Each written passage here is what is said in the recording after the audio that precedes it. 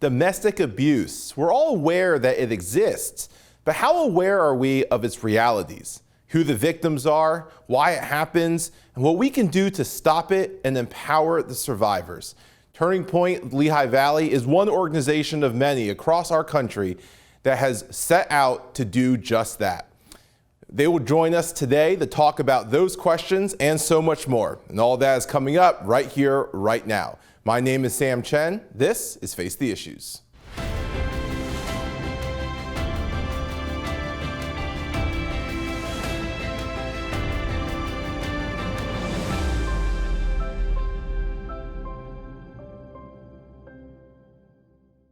Good evening and welcome to Face the Issues. I'm Sam Chen. Domestic abuse, violence, it's something that we are all aware exists. But for most of the public, we're not aware of the intricacies of the reality, who it happens to, why it happens, how widespread the problem is, and what steps can we take to stop it and support the survivors. That is the mission of and the purpose of Turning Point of the Lehigh Valley. And we're joined tonight by their Director of Advancement, Andrea Search. Andrea, welcome to Face the Issues, and thank you for joining us. Thank you for having me, Sam. I appreciate it. It is good to have you. Before we get started, I have to mention this from the top. Obviously, what we're going to talk about today is sensitive. It may be triggering to some of our viewers. And I get asked a lot, why do we talk about these issues? Because they are hard and because they are imperative. And I'm a firm believer that we will never move to action if we are not fully aware. And that is the purpose of what we do. And so I want to put that out there for any of our viewers who are watching. These are serious issues. These are difficult issues, but they're issues that we have to talk about. And again, Andrea, you work with this every single day, and I just appreciate you taking some time to join us to talk about it. I want to start from the top. Your mission statement at Turning Point Lehigh Valley says to eliminate domestic and intimate partner abuse in the Lehigh Valley through empowerment, education, and engagement.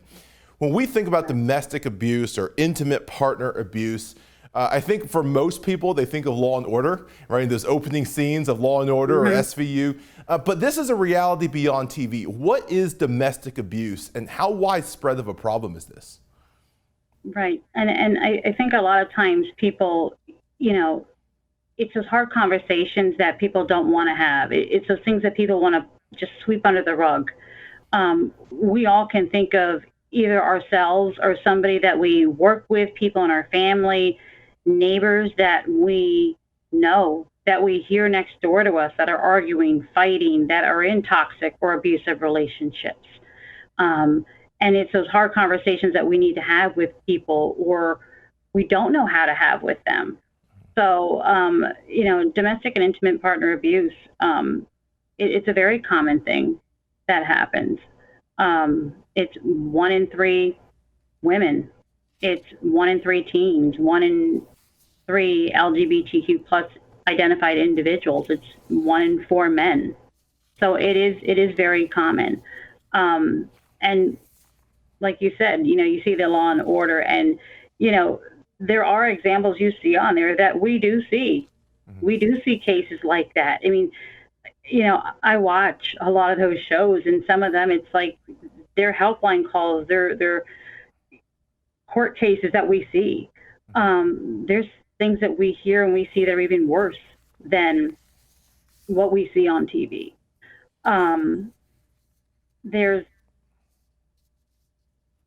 There's things that if we would tell people the just downright atrocious things that individuals do to other individuals, they would be literally sick to their stomach. They would just be mortified. And there's all different levels. Mm-hmm. So sometimes people think like, oh, it's not that bad. They don't do like this extreme behavior, but it doesn't start that way, right? So nobody ever starts a relationship thinking like this person doesn't start being that physically abusive from day one. Nobody has like a movie rating across their forehead, that says like, I'm an abuser, right? We wouldn't date them. We wouldn't start, being with them. So it starts very subtly. It starts with some of those signs, those warning signs that you may or may not see because you might confuse them with love in the beginning. Where it starts normally and typically is jealousy. You might confuse that jealousy with love. Maybe you're walking down the street, or maybe somebody's texting you, and oh, who is that? They grab your phone. Well, why are they texting you? Why are they liking your picture? Oh, well, why did they give you a hug?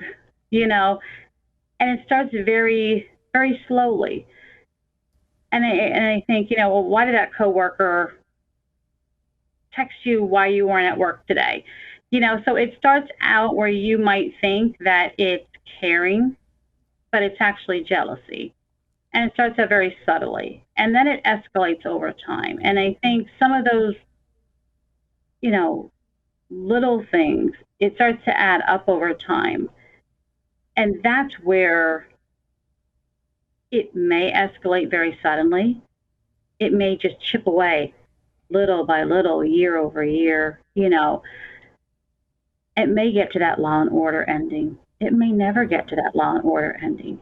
So sometimes I think our society and people who are in relationships have a really bad habit of comparing their relationship against someone else's relationship. Yeah. Instead of just looking at their own relationship and seeing how it makes them feel.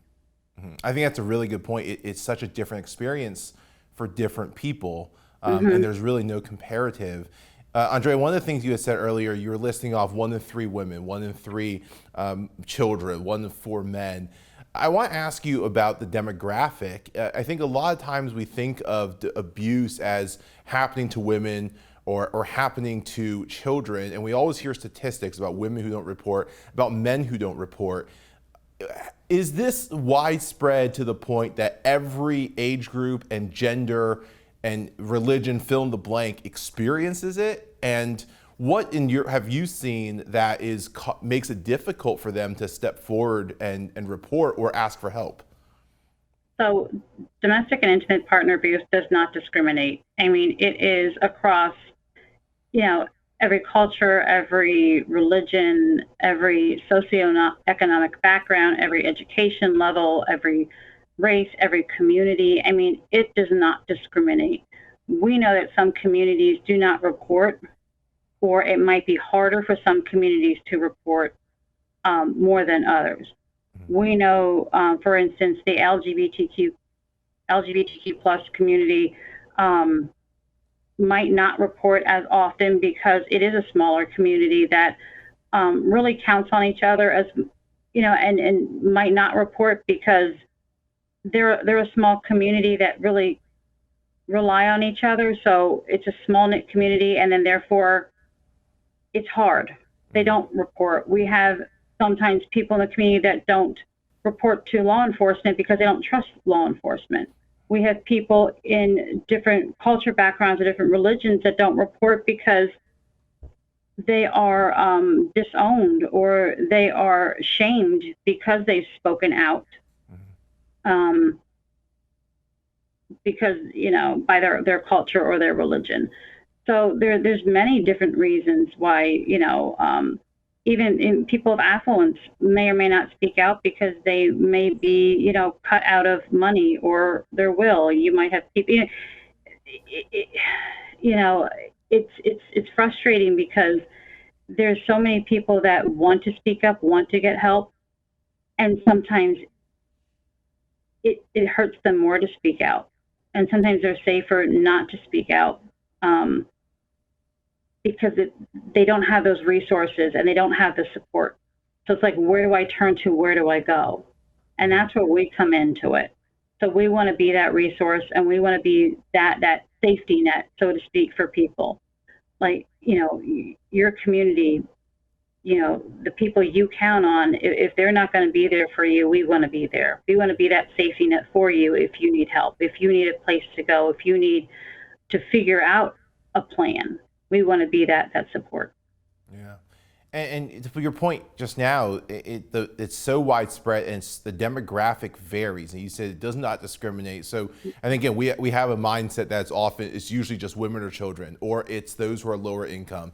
And you just brought, no, there are affluent people who deal with this. There are people from lower incomes who deal with this, different races, different genders. It does not discriminate. Does that present differently then? Obviously, everyone experiences different kinds of abuse, but does that present differently in how you help them? That for some of these people, their reasons are different and their fears are different. Does that make it more challenging for the work that you guys do? We look at it's case by case. So it's not the person. We work on their goals and we work on what each person's individual goals are. So if every person we speak with, whether it's on the phone or in person, if they are in our Safe House program or transitional housing, we work on if it's, everyone has a safety plan. Is it, your financial goals?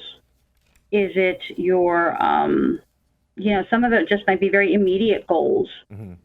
Thinking about just next week, what are some of your immediate goals? What are some of your short-term, mid-term, long-term goals?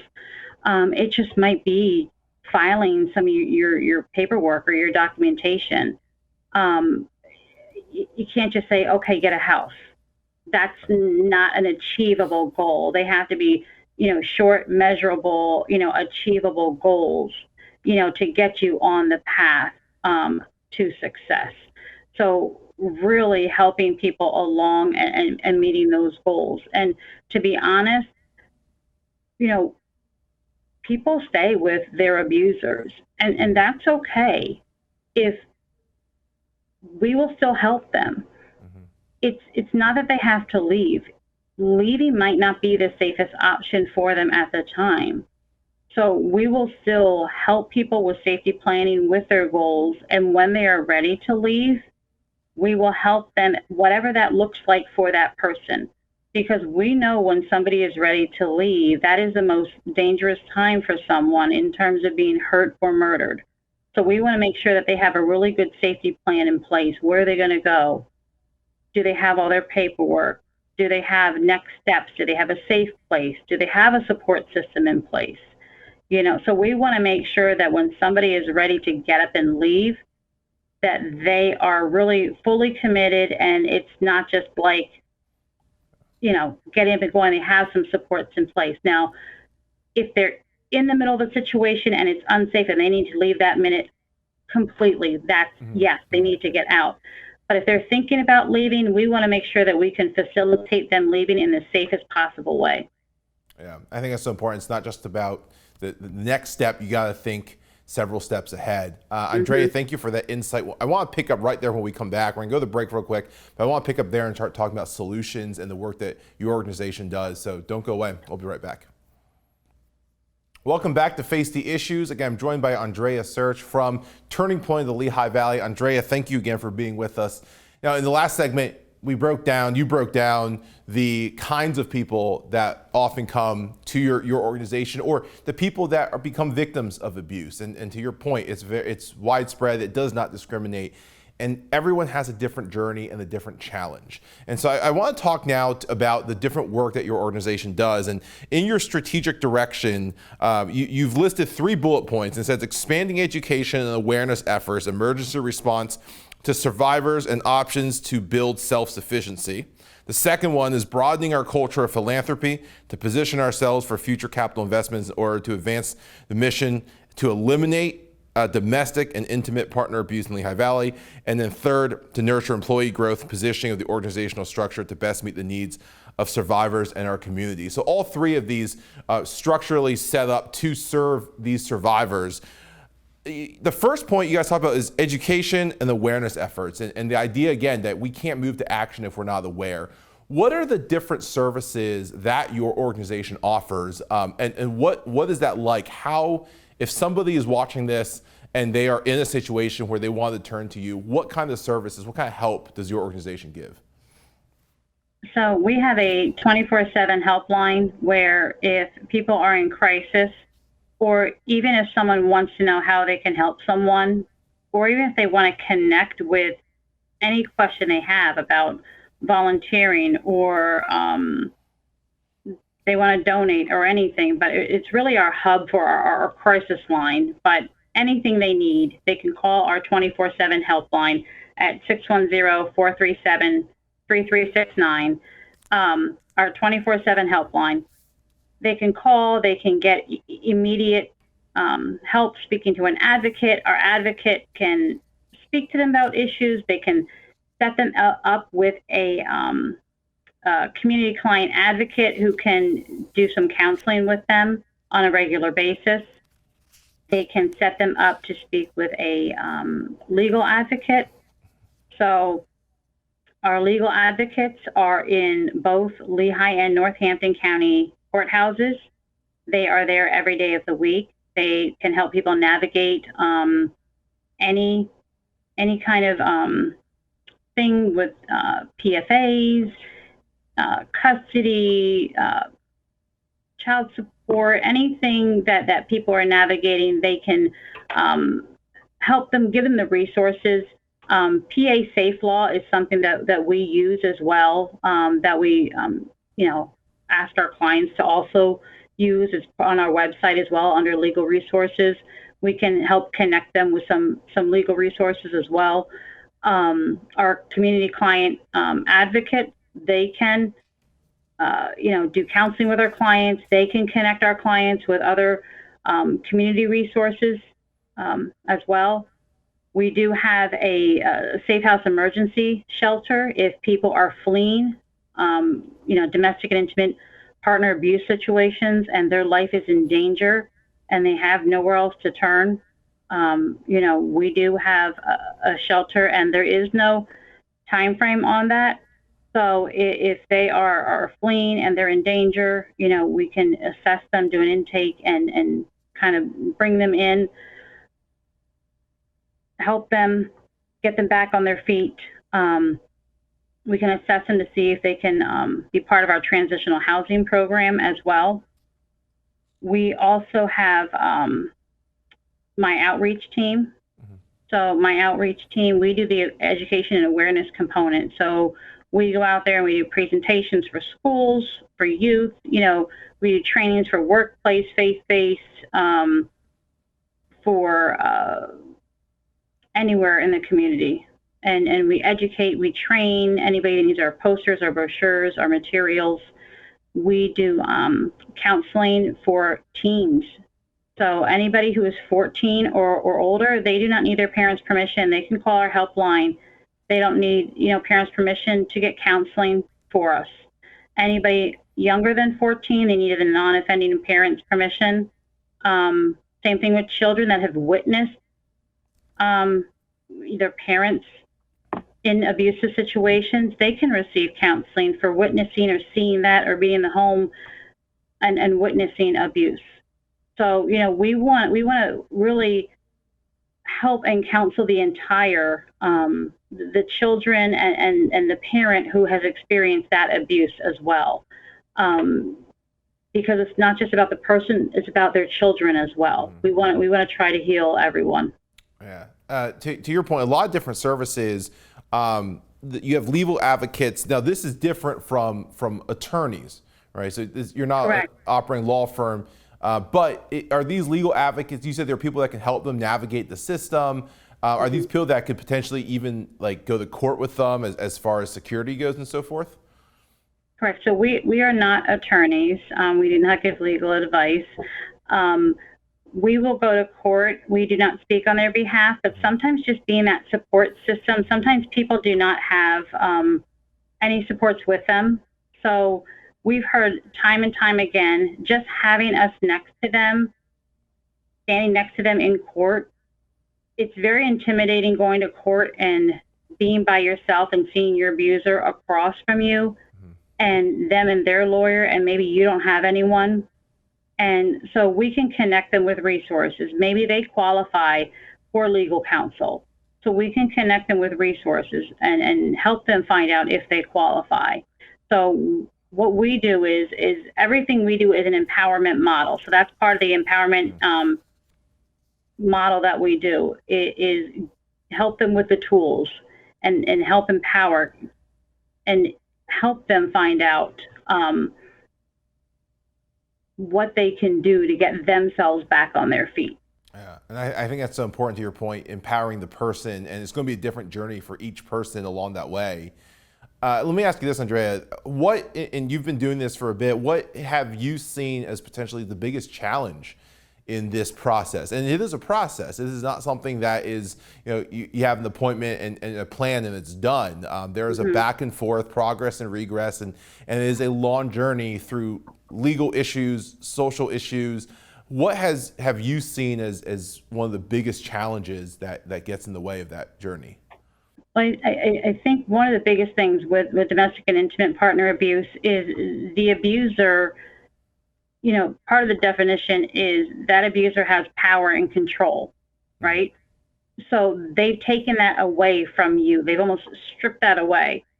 So it's kind of like the survivor needs to take back their power and control, and that's that empowerment, taking back your strength, your power, your control, is giving yourself permission to love yourself again, to knowing that you deserve better, knowing that it's okay to do certain things again. And I think sometimes it might sound like the easiest thing, but sometimes the hardest thing is giving yourself the permission to breathe, giving yourself the permission to know that you can live again without the weight on your shoulders, without having to look over your shoulder and worrying if somebody is following you, or you're not going to jump out of your skin if you hear a loud noise. And so sometimes it's just those simple things that people usually don't think of.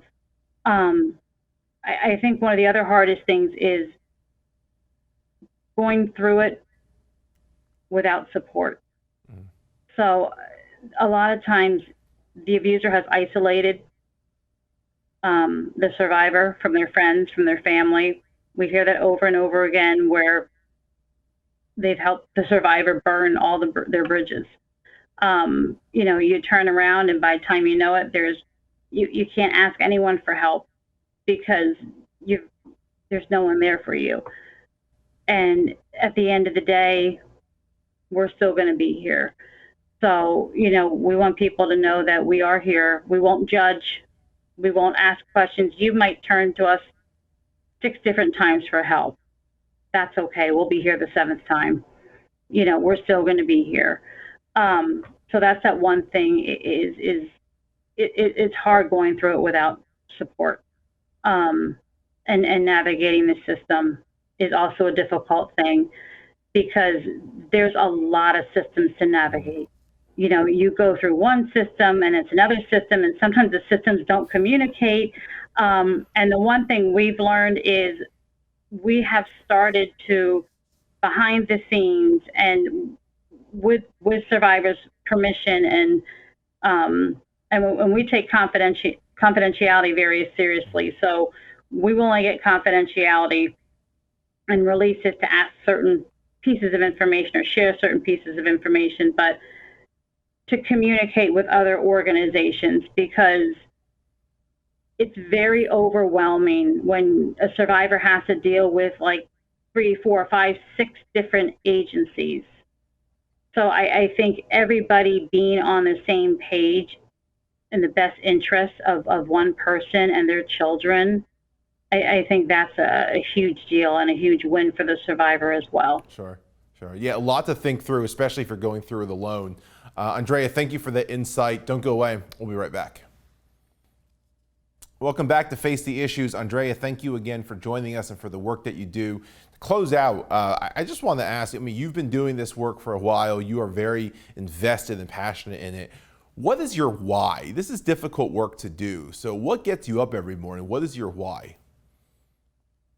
So my why is I'm a survivor myself. I have been, without saying too much, I've been in situations, and I understand how people can go through situations without seeing the warning signs in the beginning, how you can mistake love in the beginning without seeing who the person really is. And I understand I understand how it can affect people. I have a passion for helping people. I taught for 10 years in the Allentown School District. I've always been somebody who loves to help people. It's innate. It's in me. Ever since I was, a kid growing up, a teenager, I've always loved to help people. Even when I'm not working, I'm, trying to help people, as well, doing things on the side. And, it's just something that it never ends, whether it's, with kids with sports or, helping friends or neighbors or whatever it is, or, volunteering. It's just something that it never ends.